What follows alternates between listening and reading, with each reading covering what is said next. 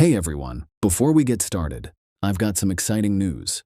My third video is now live on my new channel, Index Unknown. That's where I dive into the hidden side of history, the secrets, the theories, the conspiracies, the things they don't want you to know. This new video is all about the Dyatlov Pass incident, one of the strangest and most chilling mysteries of the 20th century, where 9 hikers met a fate that still defies explanation. The link's below if you're interested. Check it out after this video. Now, let's get into today's story. Imagine the haze of dawn being lifted over a battlefield. Out of the mist ride women on horseback, their spears and bows already drawn. They're fast, organized, and merciless. The Greeks called them the Amazons, warrior women who lived beyond the borders of the known world, where no man ruled and no king commanded.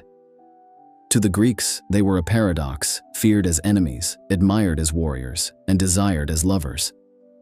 Time and again, they appear in the great tales, clashing with Heracles, defying Theseus, standing alongside the doomed warriors of Troy. They were not goddesses, yet they were no ordinary mortals either. Their very existence seemed to challenge the natural order of the world as the Greeks understood it. Were they a people of myth, born of divine blood and raised in a society where only women held power? Or were they echoes of real warrior tribes beyond Greece, woven into legend until they became larger than life? Whatever their origins, their memory endured, painted on vases, carved into marble, and etched into the imagination of those who heard their name. This is the story of the Amazons, the warrior women of Greek mythology. Every group of people has a beginning, and the Amazons were no exception. The Greeks said they came from lands far beyond the familiar coasts of the Aegean, places of windswept plains and endless rivers where the sun rose on foreign soil. Some claimed their homeland was in Scythia, north of the Black Sea, where fierce horse-riding tribes roamed. Others placed them in Asia Minor, near the city of Themyscira on the river Thermodon, a land that became their stronghold in myth. Their bloodline was said to trace back to war itself. Many tales named Ares, the god of bloodlust and war, as their father, and a nymph or queen named Harmonia as their mother. From such a union came a people who lived and breathed conflict, a nation of women shaped by war, independence, and the refusal to bend the knee to any man. The first of their queens was often said to be Otrera, daughter of Ares, who not only led her sisters to greatness, but also raised a temple to Artemis at Ephesus. That temple, in time, would become one of the 7 wonders of the ancient world, a fitting legacy for the woman who first gave the Amazons their divine favor and sacred rights. Unlike the city-states of Greece, where men ruled in council and kings commanded armies, Amazonian society was said to be different. They were a matriarchy, led by queens whose power was absolute. War was their lifeblood and freedom their creed. To the Greeks, this reversal of gender order seemed alien, even threatening, but it also made the Amazons unforgettable. So the tales of their beginning set them apart from the very start. They were born of a god, crowned by queens, and bound to a destiny that would place them time and again against the greatest champions of Greece. When the Greeks pictured the Amazons, they did not imagine them as ordinary women. They were warriors first and foremost, and every detail of their appearance set them apart.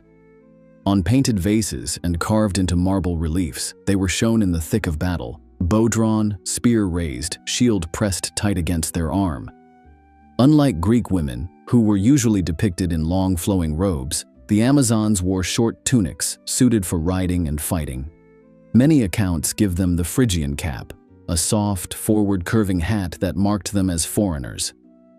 Their armor was often light, designed for mobility, and they carried distinctive crescent-shaped shields, along with spears, double-edged axes, and above all, the bow, a weapon that made them feared across battlefields.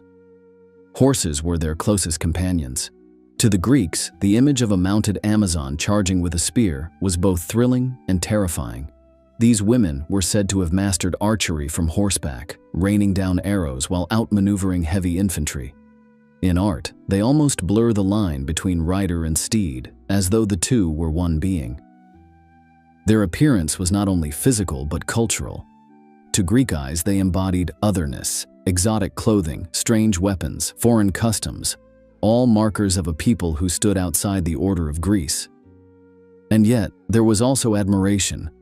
The Amazons were beautiful, often shown with youthful, athletic bodies and braided hair, their strength accentuating their allure. But that beauty was always edged with danger. An Amazon might draw your gaze, but just as easily she could draw her bow. And in myth, those who underestimated them rarely lived to regret it. The world of the Amazons was unlike anything the Greeks knew. Where their own cities were ruled by councils of men and kings sat at the head of armies, the Amazons lived under the command of queens. Power passed not through fathers, but from mother to daughter, and every queen was expected to lead her people both in war and in governance. Men, in their society, played little part. Some stories claim the Amazons kept them only for the sake of children, sending away male offspring or crippling them so they could not threaten the matriarchy. Others suggest they maintained uneasy alliances with neighboring tribes, visiting only when bloodlines needed renewing. However these tales were told, the message was always the same. This was a people ruled entirely by women, a mirror opposite of the Greek world. The names of their queens stand out as legends of their own. Hippolyta, remembered for her famed war belt taken by Heracles. Antiope, abducted by Theseus, and the spark of the great Amazon invasion of Athens. Penthesilea, whose courage carried her to the walls of Troy, where she met Achilles in her final stand. Myrina, the conqueror queen who led her armies across Libya and Anatolia, toppling kings and founding cities. And at the beginning of it all was Otrera, daughter of Ares, said to be the very first Amazon queen and founder of the Temple of Artemis at Ephesus. These rulers gave their people more than leadership. They gave them identity. Each queen defined an era of Amazonian history, marking the Amazons not just as faceless foes in Greek stories, but as a lineage of women who stood against the greatest heroes of their age. To the Greeks, this inversion of order was deeply unsettling. And yet, in the memory of myth, it made the Amazons impossible to forget. The Amazons were not remembered simply for what they did, but for what they represented. To the Greeks, they were the embodiment of fierce independence, a people who defied the order of the world by rejecting submission to men. Their very existence was both alluring and threatening, a vision of women who were not wives or mothers in the traditional sense, but warriors who lived and died by the spear. In battle, they were relentless. Their skill in archery was legendary, and they were said to rival even the finest Greek champions in hand-to-hand combat. Unlike the heavy infantry that dominated Greek warfare, the Amazons fought with agility, striking quickly and vanishing before their enemies could answer. This made them dangerous opponents and gave rise to countless tales of heroes proving themselves by defeating an Amazon queen. But they were more than just fighters. They were leaders, strategists, and rulers of a society that turned Greek expectations upside down. Each queen was remembered as clever, commanding, and utterly unyielding in her authority. They acted as priestesses as well, giving worship to Ares, their divine father, and Artemis, the huntress who represented freedom and untamed nature. At the same time, Greek poets often gave the Amazons a dual edge. They were both beautiful and deadly, desirable and dangerous.